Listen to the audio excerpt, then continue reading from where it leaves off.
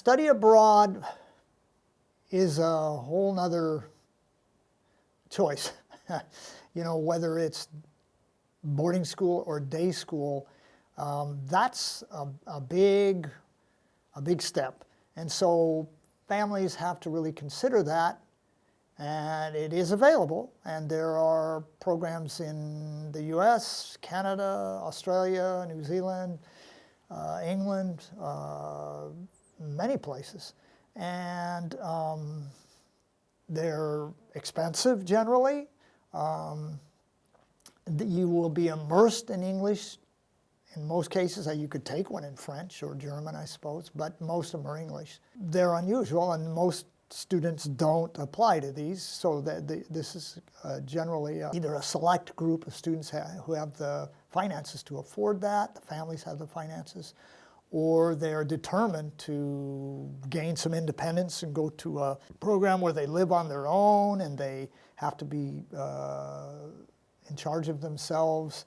There are, but they are, it's quite a different kind of decision to make, and students have to research that thoroughly in the family to make sure that that's the appropriate thing for the child to do. But there are great benefits to that. I mean, they get ready for college, they become more independent. These boarding schools often have incredible academic programs and facilities. Generally, almost always, their campuses are huge, and the facilities are tremendous compared to what's available in the international schools in Tokyo.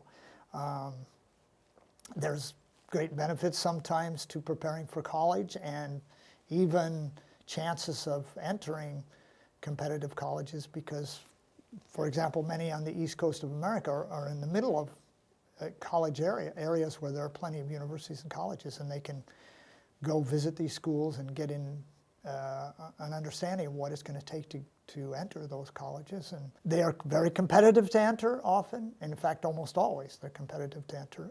And some of them do offer English language, second language programs. Most of the most competitive boarding school programs, the students have to have English that's grade level fluent. There are great differences in the schools and the programs they offer, their extracurricular activities, and the competitiveness of the particular school in entering. They can be very difficult to enter, and some others are not as competitive. Students from different areas of the world are accepted at all of these schools. They're given equal opportunity in most cases, but they too try to balance the accepted applicants, and they're going to be mostly Americans at the American schools, or mostly Canadians, I suppose.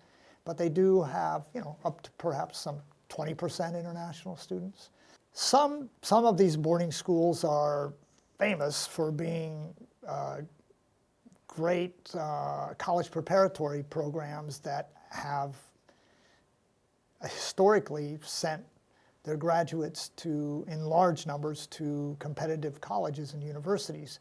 Not necessarily always because of their name, but because their programs genuinely prepare students well. And the students that have got into these, originally were accepted to these boarding high schools, are good students anyway, so they end up being prepared well for competitive colleges. They aren't all accepted to into the Ivy Leagues because they can only accept so many from each school. So some kids can be disappointed expecting that they will automatically get into a very competitive university just because they went into this particular boarding school. So they have to be careful of that. In general, you know, the numbers of students who go to boarding schools is very, very low. There are only about 40,000 high school students that go to boarding schools in America, and 15 million students go to public high schools. So you can see the number is very, very small.